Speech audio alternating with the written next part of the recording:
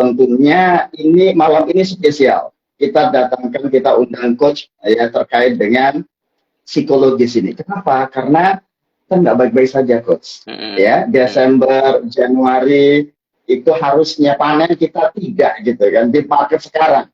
Oke, coach, boleh memperkenalkan diri Coach Rizky Daniel ini seperti apa profesinya dan praktisinya? Silakan, coach.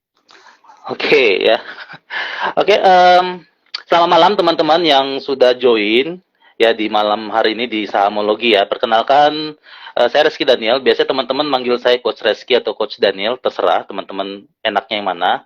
Ya, bicara soal tentang siapa Coach Rizky, teman-teman sebenarnya bisa cari nanti di Google, bisa add juga Facebook, Instagram ataupun di YouTube, itu banyak sekali tentang saya. Prinsipnya adalah saya dari tahun 2007 itu belajar hipnoterapi dan mengenal yang mendalami hipnoterapi, termasuk juga NLP ya. Jadi bicara soal hipnoterapi, bicara soal NLP itu sesuatu yang saya kira nanti akan sangat bermanfaat ketika teman-teman mau jadi praktisi atau pembelajar di saham ya. Jadi menurut saya pribadi, Anda kalau mau belajar saham ya jangan cuma berpikir soal teknisnya aja, soal psikisnya juga harus belajar ya. Secara overall itu yang mungkin bisa saya perkenalkan, tapi teman-teman bisa cari seluasnya tentang saya. Nanti kalau mau berkenalan lebih lanjut boleh ditanya-tanya ataupun intip aja IG saya. Oke, thank you Coach Rizky. Jadi ini menarik ya terkait dengan psikologis. Ada NLP, ada hipnosis, dan ada misalnya psikolog. Kira-kira Coach Rizky bisa share sedikit nggak? Apa sih sebenarnya perbedaan antara NLP, psikolog, ataupun dari sisi terapi, hipnoterapi? Oke ya. Jadi kalau bicara soal perbedaannya, kita mulai dulu dari hipnosis dan NLP ya. Bicara soal hipnosis dan NLP ini sebenarnya banyak yang bilang mirip, banyak juga yang berbeda ya. Perbedaan mencolok itu sebenarnya dari caranya aja. Kalau saya mau mengatakan perbedaannya mirip, kita satu bermain basket, satu bermain bola. Jadi cara bermainnya berbeda, satu pegang pakai tangan, satu pakai kaki. Endingnya sama yaitu bagaimana kita bisa mengelola emosi, mengelola pikiran, bagaimana kita bisa menentukan kita harus melakukan apa, bahkan termasuk juga perubahan perilaku, perubahan habit. Itu dua-duanya itu ada di hipnoterapi, ada di NLP ya. Tapi kalau misalnya mayoritas perbedaan mencolok tuh gimana coach ya? Perbedaan mencolok kalau hipnosis itu biasanya orang kesannya itu tutup mata. Jadi kalau misalnya kita mau hipnosis orang ya, oke, tutup matanya, dengarkan sugestinya. Kan biasanya kata-katanya seperti itu. Tapi kalau NLP itu lebih tersamar. Jadi bahasa-bahasanya ya memberikan motivasi, sugesti. Jadi gampangnya Bapak Ibu kalau misalnya pernah lihat motivator itu memberikan kalimat-kalimat motivasi, itu kalimat NLP semua. Ya, itu semua kalimat-kalimat yang ada di NLP. Jadi bagaimana kita bisa motivate orang, bagaimana kita bisa mempengaruhi orang, persuasif orang, itu adanya di NLP. Lebih ke komunikasi skillnya ya, lebih ke arah bagaimana persuasif, intinya di situ. Kalau psikologi itu sebenarnya satu pembelajaran atau suatu apa ya, secara formal ya, itu kan di psikologi kita sudah belajar di kampus, di universitas, belajarnya itu tentang bagaimana kita bermain di ranah psikis. Psikis itu apa ya? Pikiran sadar, pikiran bawah sadar, pikiran prasadar, itu sebenarnya basicnya dari psikologi. Jadi hipnosis dan NLP pun pasti nggak akan lepas dari namanya ilmu psikologi. Kita akan selalu beririsan ya gitu. Jadi memang beda caranya aja. Secara gampangnya gitu. Kalau teman-teman pingin tahu di pelatihan saya itu ada pelatihan NLP, pelatihan hipnoterapi, atau teman-teman di YouTube saya itu banyak juga materi-materinya. Teman-teman bisa nonton aja gratis kok ya. Nah, ini yang menarik coach, gitu kan. Kalau bicara psikologis ini ya karena berpengaruh banget, apalagi kondisi kita sebagai trader di Indonesia ataupun ya investor itu kira-kira beberapa bulan ini tidak baik-baik saja. Kenapa? Karena lihat merah-merah terus itu kan rasanya itu kayak gimana gitu coach gitu. Oke. Nah, itu bicara terkait dengan investasi. Karena setiap keputusan kita kan pasti akan ada konsekuensinya. Nah, keputusan investasi atau trading kita itu saat ini itu portofolio kita kebanyakan itu pasti merah. Oke, gitu. Sebelum kita masuk ke sisi tips untuk ya mengelola emosi dalam trading dan investasi, tentunya ya coach ini menarik karena historicalnya adalah dari pajak. Konsultan uh, PNS pajak gitu kan, profesional di sisi pajak, terus akhirnya mendalami NLP, hipnosis sampai sekolah di luar negeri gitu kan, dan akhirnya fokus untuk di sini. Apa yang membuat coach bisa membuat keputusan berani keluar dari zona nyaman, keluar dari sisi pekerjaan utama sebagai salah satu di Kementerian Keuangan? Silahkan coach. Iya, iya. Jadi dari tahun 2007, 2008 nggak salah itu saya di Kementerian Keuangan ya, di pajak. Pada saat yang bersamaan saya juga belajar hipnosis juga, Jadi belajar hipnosis dan hipnosis, lalu saya juga di PNS itu beriringan samaan gitu ya. Dan itu bertolak belakang karena saya di pajak dulu lebih apa ya, bisa dibilang sebagai pemeriksa auditor. Auditor itu kan pikirannya nguji, kalau bisa mencari kira-kira ini yang mana nggak sesuai dengan aturan. Dan kita berusaha mencari-cari, banyak orang ya, orang tuh bilangnya kita tuh auditor tuh mencari-cari kesalahan. Padahal kita mau bilangnya kita cuma nguji kan gitu ya. Nah, beda sama hipnoterapi atau NLP, kita lebih banyak mendengar, kita lebih banyak memahami orang, bagaimana orang lain bertindak, berpikir, berperilaku, kita lebih memahami. Jadi dua kutub ini kayak kutub utara, kutub selatan bertolak belakang. Nah, pada akhirnya seiringnya waktu ada di suatu momen di mana saya itu harus memutuskan. Kenapa? Karena posisinya bisnis semua di Jakarta dan ternyata saya harus dinas jauh di luar pulau gitu ya. Jadi sebenarnya saya keluar tuh bukan karena saya nggak suka gitu, cuman memang itu harus keputusan di mana saya memilih apakah saya tetap di pajak atau saya memilih untuk bersama keluarga. Intinya situ karena kebetulan anak-anak masih kecil saat itu, jadi 2019 ya nggak salah, anak-anak masih kecil.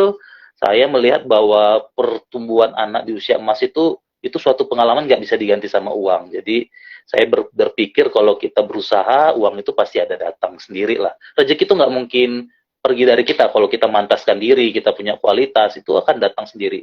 Dan ternyata saya rasa keputusan saya itu apa ya, tidak salah gitu. Jadi saya tuh lebih banyak waktu bersama keluarga ya, bisa jalan-jalan tiap hari ngantar anak sekolah, itu nggak akan mungkin bisa saya lakukan dulu gitu ya.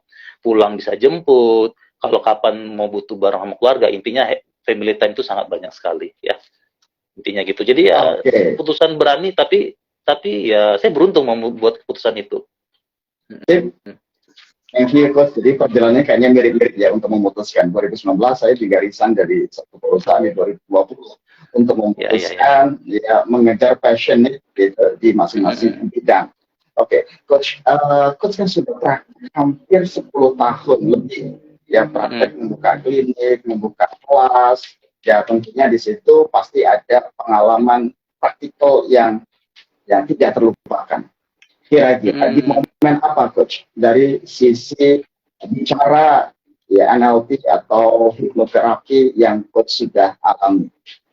Iya, jadi kalau bicara soal pengalaman hipnoterapi itu banyak sekali. Bahkan saya bilang itu pertumbuhan mental saya semakin matang itu justru pada saat menterapi. Kita belajar dari masalah orang, kita bisa paham, oh ternyata orang mengalami ini dan dia menderita terhadap hal ini. Jadi kita belajar, minimal belajar dari pengalaman orang, jangan kayak dia kan gitu. Salah satu yang menarik itu adalah tentangnya pastinya berhubungan dengan saham ya. Kebetulan banyak juga klien-klien kita itu datang masalah saham ya. Apalagi pada saat ingat kasus Luna Maya lagi. Luna Crypto tuh ya. Itu daunnya itu kan sangat luar biasa gitu. Jadi banyak sekali orang yang sudah ratusan juta dia sudah pasang di sana habis, dan itu kan hitungannya hari. Ya, ada juga yang paling saya bilang sih menyedihkan ya, itu adalah ketika dia bermain kripto juga atau bermain saham juga, lebih ke arah future itu nggak salah ya, future gold ya. Dia pakai uang orang, habis 2,5 M, uang orang, dan dia stres. Gimana jalan keluarnya ya? Itu agak susah gitu. Artinya diawali dari hal yang tidak baik itu biasanya sih ya berakhir tidak baik juga gitu. Jadi itu kalau saya bilang kenapa dia berani melakukan itu, awalnya dia nanam 100 ya kan, untungnya 200 gitu. Jadi berpikirnya gimana nih kalau saya nanam 2,5 M, harapannya untungnya bisa 5 M kan gitu. Kenyataannya apa? Rugi habis. Dan itu ya hitungan 3 bulan 4 bulan ternyata gampang banget ngabisin MM-an kan gitu. Jadi ya dia stres, dan datang ke kita, kita hipnoterapis ngebantu dia biar bisa keluar dari stres itu intinya gitu. Itu sih kalau menarik yang sangat berbekas sampai sekarang lah hubungan dengan saham. Oke, terkait dengan investasi ya tentunya. Ya, iya, Coach, investasi. Ya. Bahwa investasi itu ya begitu, apalagi menggunakan uang panas gitu. Nah, apalagi uang orang lain punya ekspektasi, terus punya ada satu yang pengen ditargetkan tidak sesuai, apalagi loss gitu. Nah, itu yang menjadi traumatik gitu. Oke, kira-kira kalau dari sudut pandang NLP atau hipnoterapi gitu kan, terus bisa menjelaskan nggak kira-kira mekanisme untuk emosional orang itu bagaimana? Oke, jadi teman-teman nanti pahami ya, pikiran kita itu terbagi dua, pikiran sadar sama bawah sadar ya. Pikiran bawah sadar itu pengaruhnya 88%, bahkan sampai 90%. Itu berkontribusi terhadap kehidupan kita. Kontribusinya dalam hal apa? Buat keputusan, perilaku, habit, segala macam, itu di bawah sadar. Pertanyaannya bawah sadar itu apa? Pikiran bawah sadar itu isinya adalah pusat emosi, pusat belief, pusat value, di mana dia meyakini nilai-nilai. Wah, misalnya saya menanam saham 5M, dia berkeyakinan ini untung. Nah, itu kan ada di bawah sadar. Saya ngebayangin nanti kalau nanam 5M, saya dapat 10M. Itu udah kebayang di bawah sadar. Nah, karena ini sangat kuat, 9 kali lipat lebih kuat, walaupun dia bilang secara rasional, wah kan belum tentu, bisa jadi nggak seperti itu, bisa jadi nggak untung, kan gitu. Tapi karena bawah sadar begitu kuat, itu bisa mengalahkan rasional. Bahkan banyak yang mengatakan tuh di riset-riset, di buku-buku, itu keputusan orang tuh sebenarnya berasal dari bawah sadar. Keputusan emosional. Keputusan emosional lah yang menentukan, dan agar ini terlihat rasional, diperlukanlah argumen-argumen dari pikiran sadar. Jadi misalnya contoh, saya lihat saham ya, saham naik. Bawah sadar bilang, enak nih, kebayang nih kalau saya nanam di sini naik nih. Itu di bawah sadar. Lalu kemudian dia tahu uangnya itu mungkin uang panas ya, artinya uangnya sehari-hari ya kan. Itu sebenarnya secara logika kan normalnya kan jangan pakai uang ini. Kalau bisa uang dingin lah istilahnya ya, artinya uang yang nggak dipakai di mana-mana. Tapi bawah sadar sudah kebayang nih untungnya 2 kali lipat, 3 kali lipat. Jadi si rasional ini pasti dikalahkan. Ujung-ujungnya apa? Ya udah nggak apa-apa, saya yakin kok ini naik ini. Ini kalau lihat dari trennya ini naik. Jadi berusaha merasionalisasi keputusan emosional, itulah fungsinya si pikiran sadar. Ujung-ujungnya apa? Ternyata nggak sesuai harapan. Disitulah dia mengalami stres. Bisa seperti itu. Nah, jadi kalau misalnya kita alami bersama gitu, dan sering secara pribadi atau secara klien. Karena biasanya ya pikiran kita ya karena faktor greed, faktor ya, pengen cepat, instan, pengen gitu, waktunya cepat, itu akhirnya rasional kita itu menjadi irasional. Kenapa? Alam bawah sadar kita. Gimana ketika awal-awalnya bergabung kan lihat fotonya kan hijau, ritmenya cepat, naiknya cepat gitu kan. Begitu kita masuk, ternyata ekspektasinya dan realitanya berbeda. Kira-kira seperti itu ya, Coach ya? Iya. Nah, bagaimana sih cara untuk supaya kita bisa mengendalikan emosional? Kita misalnya contoh, kita punya aplikasi nih, gitu kan, aplikasi sistem trading, ya target profitnya di mana, stop loss-nya di mana, tetapi kadang seringkali kita deny, enggak dah, nanti aja bisa, nanti apa begitu loss, turun, akhirnya cut loss. Kenapa? Kita bicaranya. Nah, begitu itu cut loss, naik lagi, Coach. Gitu.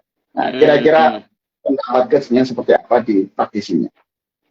Oke, jadi tadi ketika kita bicara bahwa bawah sadar itu 9 kali lipat, berarti ketika kita mau bermain saham khususnya ya, itu bawah sadar dibenerin dulu tuh. Nah, cara benarnya gimana? Yang pertama soal emosi. Emosinya kita gimana caranya agar kita setiap sebelum memutuskan, emosi kita kontrol dulu. Jadi kalau kita memutuskan dengan menggebu-gebu, dengan memutuskan dengan kepala dingin, beda hasilnya. Itu yang pertama, jadi emosi. Yang kedua adalah imajinasi. Bawah sadar itu pusatnya imajinasi. Biasanya kan kita itu, misalnya contoh, teman main saham untung. Wah, itu kan terimajinasi. Enak ya dia ya. Wah, saya mau dong ngebayangin dia untung. Misalnya apalagi dia bilang nih, wah gara-gara saham saya punya mobil nih. Nah, kan gitu. Itu kan udah masuk ke bawah sadarnya. udah terimajinasi. Apa yang diimajinasikan? Saya juga bisa dapat mobil, kan gitu. Itu di bawah sadar. Imajinasinya itu tanda kutip ya, bisa jadi berbahaya. Kenapa? Kalau nggak diimbangi soal kemampuan teknis kan gitu. Dia ngebayangin dia bisa main ini, dapat uang banyak, apalagi dalam waktu cepat, ya, dan untung pasti kan di pikirannya itu. Nah, yang berikutnya adalah soal value-nya, soal belief-nya. Value dan belief ini sebenarnya yang paling fatal kita bilang. Jadi orang kalau bermain saham, value-nya harus dibenarin, belief-nya harus dibenarin. Maksudnya apa? Dia harus punya keyakinan bahwa saham ini nggak selamanya untung, bisa jadi loss. Itu harus dipahami. Jadi prinsipnya adalah kalau dia tahu bahwa ada keyakinan bakal loss, pertanyaannya dia siap menanggung konsekuensi itu atau enggak. Itu harusnya diputuskan di awal sebelum bermain.